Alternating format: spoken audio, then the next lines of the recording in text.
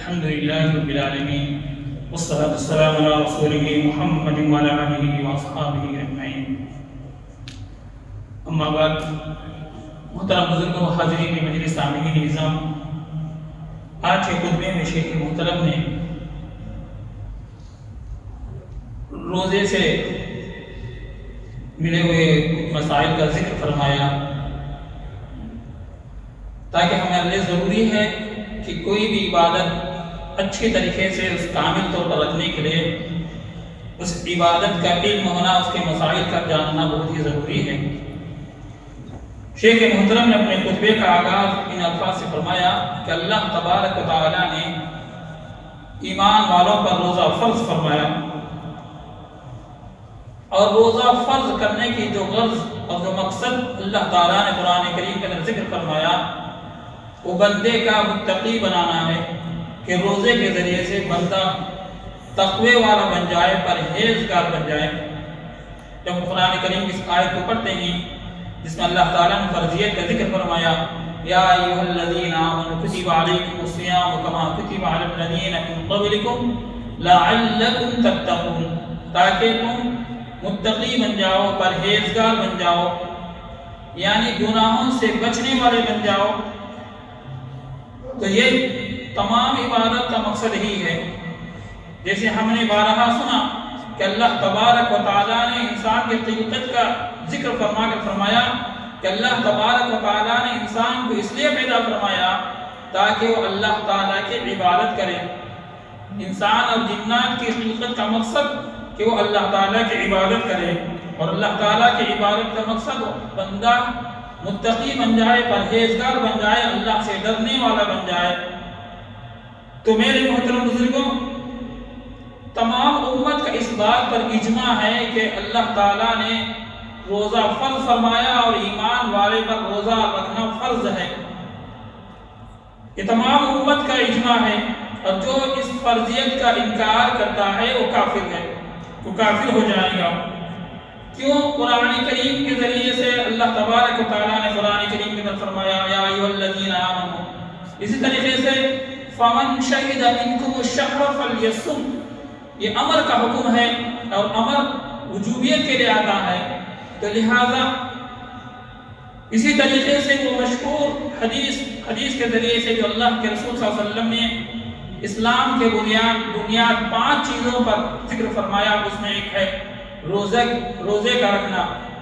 جیسے آپ صلی اللہ علیہ وسلم فرمایا بنی الاسلام علی 5 شہادت ان لا الہ الا اللہ واقام الصلاۃ وایتاء الزکاۃ والحج وصوم رمضان، او کما قال علیہ الصلوۃ والسلام. اس لیے تمام ائمہ کرام اور تمام امت کا اس بات پر اجماع ہے کہ روزہ فرض ہے. تو لہذا میرے محترم بزرگوں، اب ہم ہر ایک کو روزہ رکھنا ہے، مگر روزے کی فرضیت کے لیے 4 شرطیں ہیں. سب سے پہلے اسلام. ہم جانتے ہیں اسلام کے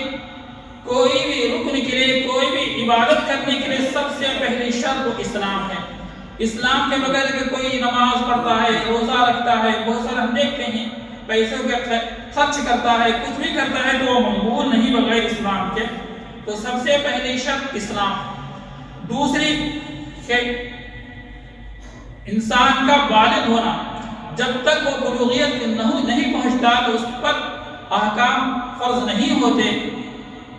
اور بلوغیت کی کچھ علامتیں ہیں، جیسے لڑکوں کے لیے 15 سال کا ہونا، اگر اس سے پہلے جو بلوغیت کے جو نشانیاں اگر وہ ظاہر ہو جائے، جیسے مونچھ کا آنا، داڑھی کا نکل آنا، یا احتلام کا ہونا، جو نشانیاں بتائے گئے بلوغیت کی، اگر یہ ظاہر ہو جائے تو تب سمجھا جائے گا کہ لڑکا بالغ ہو گیا ہے. لڑکی کی بلوغیت کی عمر کچھ الگ ہے، وہ جانتے ہیں، جیسے کہ ان کے لیے ماہواری کا نکل آنا، تو یہ ان کی بلوغیت کا نشانی ہے. تو پہلے محترم بزرگوں، تو دوسری شرط یہ ہے کہ انسان کا بالغ ہونا، اور تیسری شرط کہ انسان کا عقل والا ہونا، کیونکہ ہر عبادت کے لیے نیت شرط ہے، اور مجنون جو دیوانہ ہے بغیر عقل والا وہ نیت نہیں کر پاتا، تو اس پر بھی احکام فرض نہیں. اسی طریقے سے قدرت کا رکھنا، قدرت کا حاصل ہونا عبادت کرنے کے لیے، تو یہ 4 شرائط ہیں. میرے محترم بزرگوں، اب جو بندہ روزہ نہیں رکھ پایا تو اس کے لیے کچھ احکام ہیں. مثال کے طور پر 3 طرح کے ہیں. ایک اگر کسی نے روزہ چھوڑ دیا تو اس کے لیے صرف قضا واجب ہوتی ہے. دوسرا وہ شخص کہ جس نے روزہ چھوڑ دیا تو اس کے لیے فدیہ دینا ہوتا ہے. تیسرا وہ شخص جس نے روزے کو چھوڑ دیا یا روزے کو توڑ دیا تو اس کے لیے قضا اور کفارہ واجب ہوتا ہے. تو سب سے پہلے وہ شخص جس پر روزہ صرف قضا واجب ہے، اس پر فدیہ دینے کی ضرورت نہیں ہے، وہ شخص جو مریض ہے، جو مسافر ہے، سفر میں ہے، تو اس کے لیے اللہ تبارک و تعالیٰ نے رخصت دی ہے کہ وہ چاہے روزہ رکھے یا وہ روزے کو چھوڑ کر افطار کر اس روزے کے بعد میں چاہ کر قضا کر لے. ہاں اگر سفر ہلاکت تک پہنچا سکتی ہے، انسان کو نقصان پہنچا سکتی ہے، مشقت والا سفر ہے، تو اس کے لیے افطار کرنا یہ افضل ہے. وہ سفر جو انسان کو مشقت میں نہ ڈالے، آسانی کے ساتھ سفر ہو سکتا ہے، تو اس کے لیے روزہ رکھنا افضل ہے. مگر پھر بھی شریعت نے اس کے لیے رخصت دی ہے کہ اگر وہ چاہے تو وہ روزے کو چھوڑ کر بعد میں اس کی قضا کر سکتا ہے. دوسرا ایسا بیمار جو وقتاً بیمار ہو گیا، بخار آ گئی یا کوئی چیز، بعد میں وہ اچھا ہو گیا، تو اب اس کے لیے ان روزوں کا قضا کرنا ضروری ہے جو روزے بیماری کی حالت میں اس کے چھوٹ گئے ہیں. اور تیسرا، اور اسی طریقے سے وہ مریض جس پر آ کر فدیہ دینا ضروری ہوتا ہے، وہ ایسا مریض کہ جو ہمیشہ بستر پر پڑا ہوا رہتا ہے کہ اب وہ اس کے اچھا ہونے کی کوئی امید نہیں ہے، تو ایسے مریض پر، ایسے بیمار پر اس کے روزے کے بدلے میں فدیہ دینا یہ ضروری ہوتا ہے. اور اسی طریقے سے جو بڑی عمر والا جو روزہ رکھنے پر قدرت نہیں رکھتا، جو اتنی طاقت اس کے پاس موجود نہیں ہے کہ جس وہ روزہ رکھے، تو اس کے لیے بھی شریعت نے اجازت دی ہے کہ وہ روزہ رکھے بغیر اس روزے کے بارے میں فدیہ دے دے. جیسے اللہ تبارک و تعالیٰ نے فرمایا وَعَلَى الَّذِينَ يُطِيقُونَهُ فِدْيَةٌ طَعَامُ مِسْكِينٍ. اور میرے محترم بزرگوں، دوسرے وہ شخص جن پر روزہ کا جو روزہ رکھنا ہے اس کی قضا ضروری ہے، وہ شخص وہ ہے جس نے جان بوجھ کر روزے کے حالت میں کھا لیا، اور اسی طریقے سے جان بوجھ کر پی لیا، اور اسی طریقے سے کسی نے جان بوجھ کر اپنی منی کا انزال کیا، نکالا، تو اس پر روزہ کا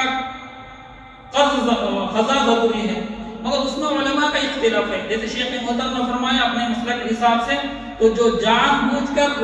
روزے کے حالت میں کھا پی لیتا ہے تو اس پر صرف قضا واجب ہے. مگر ائمہ احناف کہتے ہیں جو جان بوجھ کر روزے کو جانتا ہے کہ روزہ رکھا ہوا ہے، عملاً جان بوجھ کر اس کے روزے کے قدر کیے اگر کھا پی لیتا ہے تو اس پر بھی کفارہ واجب ہے. تو بہر کے بھی اختلاف مسئلہ مجھے آپ کے سامنے میں نے ظاہر کرتا ہے. تو شیخ محترم کا کہنا تھا کہ کفارہ صرف اس شخص پر واجب ہے جو روزہ رکھنے کی حالت میں اپنی بیوی کے ساتھ ہم بستری کر لیتا ہے جان بوجھ کر. تو اب یہ اس نے بہت بڑا گناہ کیا ہے، تو اس کے لیے ضروری ہے روزے کے ساتھ وہ روزے کا کفارہ بھی ادا کرے. کفارہ کیا ہے؟ 2 مہینوں کے روزے لگاتار رکھے پیدل پہ. یہ کفارہ ایک دم سخت ہے کہ اگر کسی نے روزے کی حالت میں جان بوجھ کر اپنی بیوی کے ساتھ بستری کرتا ہے تو اس کے لیے کفارہ 2 مہینے کے روزے لگاتار پیدل پہ رکھنا چاہیے. اگر درمیان میں کسی نے 30 روزے رکھ لیا، پھر اس نے کھا لیا پی لیا افطار کر لیا، تو پھر اس کو دوبارہ رکھنا پڑے گا. تو پیدل پہ کا حکم اللہ تبارک و تعالیٰ نے فرمایا. ہاں وہ شخص جو روزے رکھنے پر قدرت نہیں رکھتا، اس کی اتنی طاقت نہیں کہ روزہ رکھے، تو ایسے شخص کے لیے 60 آدمیوں کو کھانا کھلانا ضروری ہوتا ہے کہ یہ ایک کے بعد ایک. یعنی جو روزہ شرط یہ ہے کہ اگر وہ روزہ رکھنے پر قدرت نہیں رکھتا اس صورت میں وہ 7 آدمیوں پر کھانا کھلانا ضروری ہے. اگر کوئی یہ سوچ لے کہ میں مالدار، میرے پاس مال ہے اور پھر میں نے روزے رکھنے کی قدرت بھی رکھتے ہوئے روزے کو چھوڑ رکھے بغیر اگر فدیہ کفارہ دیتا ہے یعنی 7 آدمیوں کو کھانا کھلاتا ہے تو وہ مقبول نہیں. جو شخص روزہ رکھنے پر قدرت نہیں رکھتا، طاقت نہیں رکھتا، تو ایسے شخص پر 7 آدمیوں کا کھانا کھلانا ہوتا ہے. اور اسی طریقے سے جو عورتیں جانتے ہیں کہ ان کو ماہواری نکل آتی ہے، اگر کسی کو رمضان کے مہینے ماہواری حائضہ والی عورت ہے تو ان کے لیے بھی رخصت ہے کہ وہ روزہ رکھیں، روزے کے بعد میں قضا کیا کرے۔ اور یہ بات پر بہت دھیان دینے کی ضرورت ہے۔ ہماری خاص طور پر ماں بہنیں جیسے نمازوں کی قضا نہیں ہے وہ یہ سمجھ بیٹھے ہیں کہ روزوں کی بھی قضا نہیں ہے، ایسا مسئلہ نہیں ہے۔ نمازوں کی تو ہر مہینے پیش آنے والی چیز ہے، اگر نمازوں کی قضا بھی ضروری قرار دیا جائے تو یہ مشقت ہو جاتی ہے۔ ہم جانتے ہیں کہ اسلام اللہ تعالیٰ ہمیں اسی چیز کا حکم دیتا ہے جس کے ہم مکلف ہیں، جسے ہم برداشت کر سکتے ہیں۔ تو اس لیے جب ام عائشہ رضی اللہ تعالیٰ عنہ سے پوچھا گیا کہ نماز اور روزوں کے کفارے کے قضا کے بارے میں، تو ام عائشہ نے فرمایا کہ نماز کی کوئی قضا نہیں ہے کیونکہ یہ ہر مہینہ پیش آنے والی چیز ہے، اس سے مشقت ہوگی۔ ہاں روزوں کا کفارہ، روزوں کا جو قضا ہے وہ ضروری ہے، کیوں یہ سال میں ایک ہی مرتبہ ایک مہینے کا روزہ رکھنا ہوتا ہے، تو اس کے اندر اتنی دشواری اور اتنی مشقت نہیں ہوگی۔ تو لہذا یہ کچھ مسائل تھے کہ جو شیخ محترم نے ذکر فرمایا، اور اسی طریقے سے مفسدات روزوں کی توڑنے والی چیزوں میں سے کہ اگر بندہ جان بوجھ کر کھا لیتا ہے، پی لیتا ہے، یا اپنے منی کا انزال کرتا جان بوجھ کر، اس سے روزہ ٹوٹ جاتا ہے۔ اگر کوئی بھول کی وجہ سے کھا پی لیتا ہے تو اس سے اس کے روزے کے اندر کوئی فرق نہیں پڑتا، کیونکہ اللہ تبارک و تعالیٰ نے انسان کے بھول کو یہ معافی قرار دیا ہے، معاف کیا ہے۔ تو لہذا اگر کسی نے پیٹ بھر کر بھی اسے یاد ہی نہیں کہ اس نے روزہ رکھا کر کسی نے سیر ہو کر پانی پی لیا، پھر پینے کے بعد اسے یاد ہے میں روزہ سے ہوں، تو اب اسے روزہ توڑنے کی ضرورت ہے، سمجھنے کی ضرورت ہے کہ میرا روزہ ٹوٹ گیا ہے، بلکہ وہ اپنے روزے کو کنٹینیو کرے، مکمل کرے، اور اس کے روزے کی قضا بھی ضروری نہیں۔ کیوں؟ اللہ تبارک و تعالیٰ نے بھول کو معاف کیا۔ اگر کسی نے کھا پی لیا، اگر کھانے کے بعد یا پی لینے کے بعد ہوتا ہے انسان کبھی کبھار مجھے بھول جاتا ہے کہ اس نے روزہ رکھے، خاص کر شروع ایام کے اندر پہلے دن دوسرے دن میں کہ اسے یاد ہی نہیں رہتا کہ وہ کھا پی جاتا ہے، تو اس کی وجہ سے اس کے روزے کے اندر کوئی فرق نہیں پڑتا، وہ اپنے روزے کو مکمل کیا کرے۔ اور اسی طریقے سے ہم جانتے ہیں جب تک بچہ بالغ نہیں ہوتا وہ اس پر کوئی حکم نہیں ہے۔ البتہ جو بچے قدرت رکھتے ہیں روزہ رکھنے کی، تو ہمیں حکم دیا گیا ہے کہ ان کو عادت ڈالنے کے لیے انہیں ان سے روزہ رکھوایا کرے۔ جیسے اللہ کے نبی صلی اللہ علیہ وسلم نے نماز کے بارے میں کہا کہ جب بچہ 7 سال کا ہو جاتا ہے تو اسے مسجد کو لے کر آئے، نماز کا حکم دے۔ جب 10 سال کا ہو جاتا ہے کہ نماز وہ نہ پڑھے تو اس پر ڈانٹے، اس پر زور کرے، اور اس کو ڈانٹ کے اسے مسجد تک لے کر آئے۔ تو اسی طریقے سے کہ جب بچہ قدرت رکھتا ہے اس بات پر کہ وہ روزہ رکھ سکتا ہے، تو اسے عادت ڈالنے کے، اگرچہ اس پر فرض نہیں ہے مگر اس کو روزے کا حکم دے، اسے روزہ رکھنے کی عادت ڈالے اور اسے روزہ رکھوائے۔ ہاں وہ بچے جو روزہ رکھنے کی وجہ سے انہیں کوئی نقصان ہو سکتا ہے، کوئی تکلیف ہو سکتی ہے، وہ ہلاکت تک پہنچ سکتے ہیں، تو پھر ان کے لیے عذر ہے، ان کے لیے روزے کا حکم بھی نہ دیں۔ اور اسی طریقے سے کہ جو وہ عورتیں جو حاملہ ہیں یا اسی طریقے سے جو اپنے بچوں کو دودھ پلانے مائیں، ان کے لیے بھی اگر اس روزے کی وجہ سے ان کے اندر کوئی نقصان ہو، اسی طریقے سے بچے کوئی نقصان ہو، تو ان کے لیے بھی اس روزے کو اس وقت چھوڑ کر وہ بعد میں آ کر اس روزے کی قضا کر سکتا ہے۔ اسی طریقے سے ہم جانتے ہیں کہ روزے کے لیے نیت ضروری ہے۔ ایسا نہیں کہ ہم بغیر نیت کے دن بھر بھوکے رہے، بعد میں آخر یا روزہ کا وقت ہو گیا 2 دن میں ہم روزے سے ہیں، تو یہ روزہ قبول نہیں۔ تو اس کے لیے رات سے نیت کرنا ضروری ہے، اور نیت کے لیے کوئی ضروری نہیں کہ زبان سے ہی کہا جائے، بلکہ نیت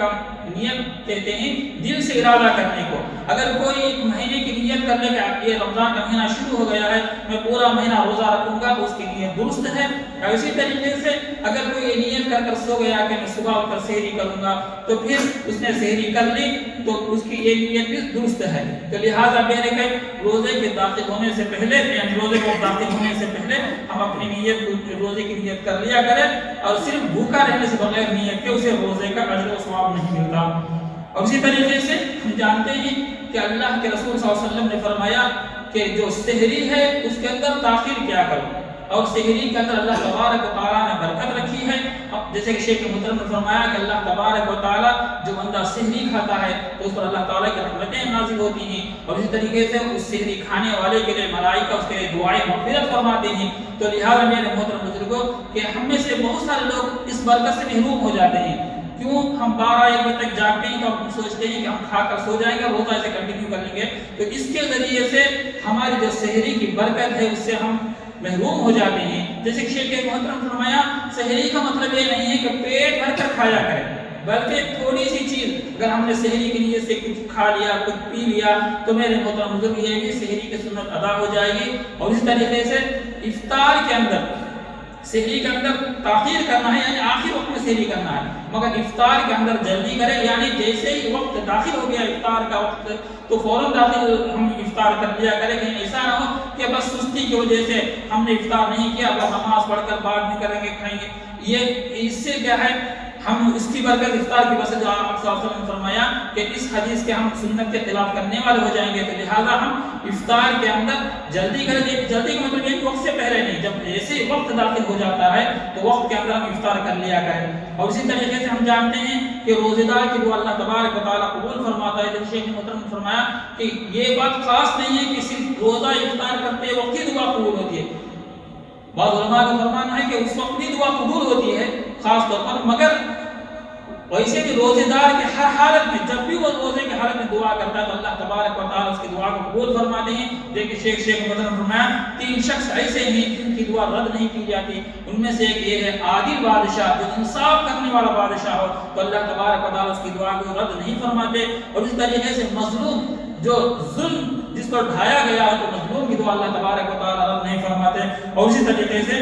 روزے دار کی دعا جب وہ روزے کے حالت میں دعا فرماتا ہے تو اس کی دعا کو اللہ تبارک و تعالیٰ رد نہیں فرماتے۔ تو لہٰذا میرے محترم بزرگوں ہم ان تمام مسائل پر دھیان دیا کریں اور اپنے روزوں کو مضبوط بنایا کریں کہ جیسے روزے رکھنے کا حکم اللہ تبارک و تعالیٰ اللہ کے رسول صلی اللہ علیہ وسلم نے فرمایا ہے تو اس کے موافق اگر ہم روزے رکھیں گے تو میرے محترم بزرگوں دنیا اور آخرت کی کامیابی ہمیں ملے گی اور اللہ تبارک و تعالیٰ پورا اجر و ثواب سے عطا فرمائے گا۔ اسی طریقے سے شیخ محترم گزشتہ جمعہ ایک مسئلہ بیان فرمایا تھا کہ خاص طور پر جو شخص دیر سے آتے ہیں، مثال کے طور پر دوسری اذان ہونے والی ہے، اس وقت مسجد کے اندر داخل ہوتے ہیں، اب ہم دوسری اذان دینے کے مؤذن کھڑے ہو جائے تب اس اذان کے ختم کا انتظار نہ کریں، بلکہ فوراً جو 2 رکعت نماز پڑھتے تحیۃ المسجد وہ ہلکی کر کے وہ نماز کو ختم کر لیا کریں، کیونکہ شیخ محترم نے فرمایا کہ علماء کا اس بات پر اتفاق ہے جب خطبہ شروع ہو جائے تو ہمارے لیے ضروری ہے کہ خطبے کا سننا یہ واجب ہے، اور اسی طریقے سے جو اذان کا جو جواب دینا ہے وہ سنت ہے، تو سنت کی وجہ سے واجب کو تاخیر نہیں کیا جائے گا۔ ہاں باقی دوسرے اذان کے اندر تو اس کے اندر تو انتظار کریں کہ ان اذانوں کے بعد کوئی فوراً خطبہ وغیرہ نہیں ہے، بلکہ ان اذانوں کے اندر اذان کو سنیں اور اذان کا جواب دیں، اذان کے بعد دعا بھی پڑھ لیا کریں، مگر جمعے کے دن جو دوسری اذان ہے جب وہ اذان شروع ہو جائے تو ہمارے لیے ضروری ہے کہ ہم اس اذان کے ختم کا انتظار نہ کریں بلکہ ہلکی 2 رکعت نماز پڑھ لیا کریں اور پڑھ کر خطبے کے اندر شامل ہو جائے۔ اور اسی طریقے شیخ محترم نے ایک بیان فرماتا ہے اور ہم ہمیشہ کہتے ہیں کہ جب ہم مسجد کے اندر داخل ہو تو فوراً اپنے موبائل کو بند کر لیا کریں کہ اس کی وجہ سے دوسرے نمازیوں کو، دوسرے ذکر کرنے والوں کو، دوسرے ساتھیوں کو تکلیف نہ ہو کہ اس تو آواز کی وجہ سے۔ تو لہٰذا اگر ہم نے بھول گئے ہیں پھر بھی جب ہمیں یاد آ جائے تو فوراً کیا ہے ہم جب جیسے ہی یاد آ جائے تو اسی وقت اگر اپنے موبائل کو بند کر لیا کریں، اس کا بھی دھیان رکھا کریں کیونکہ اللہ تعالیٰ نے فرمایا قد افلح المؤمنون الذین هم فی صلاتهم خاشعون، یعنی تحقیق کہ وہ ایمان والے کامیاب ہو گئے جو اپنی نمازوں کے اندر خشوع و خضوع پیدا کرتے ہیں۔ تو لہٰذا ہماری وجہ سے کسی کے خشوع و خضوع کے اندر خلل واقع نہ ہو، تو لہٰذا اس بات پر دھیان رکھیں کہ اپنے موبائل کو جیسے مسجد کے اندر داخل ہوتے ہیں بند کر لیا کریں، اور اسی طریقے سے جو روزے کے مسائل ہیں انہیں جان کر، اور جو بندہ اسی طریقے سے جان بوجھ کر طے کرتا ہے تو اس کا بھی روزہ ٹوٹ جاتا ہے۔ ہاں جو بندہ اس سے پہلے مسئلہ ذکر فرمایا تھا کہ اگر جو بچہ جان بوجھ کر انزال کرتا ہے، منی کا خارج کرتا ہے تو اس کا تو روزہ ٹوٹ جاتا ہے۔ اگر کوئی سویا ہوا ہے، اگر احترام ہو گیا تو کیا اس سے ذریعے سے کوئی روزے کا فرق پڑتا؟ تو اس کے اندر کوئی روزے کا فرق نہیں پڑتا، کیوں؟ وہ معذور ہے، وہ اس کے بس کی بات نہیں ہے، تو اس سے روزے کے اندر کوئی فرق نہیں پڑتا۔ ہاں کوئی جان بوجھ کر آ کر اپنے اس سے خارج کرتا ہے تو اس کے ذریعے سے روزے کے اندر فرق پڑتا ہے۔ تو لہٰذا باقی جو مسائل ہیں اسے جان بوجھ کر اسے جان کر اس پر ہم کوشش کریں کہ روزے کو صحیح معنی میں رکھیں، اور جیسے اللہ کے رسول صلی اللہ علیہ وسلم نے حکم دیا ہے اس کے موافق رکھے، اور یہ رمضان کا جو مہینہ ہے اس کی قدر کرتے ہوئے اس کے اندر صحیح اعمال کرنے کی کوشش کریں. اللہ تعالیٰ سے دعا فرمائے کہ اللہ تبارک و تعالیٰ ہمیں اعمال صالحہ کی توفیق دے, اعمال سیئہ کی حفاظت فرمائے.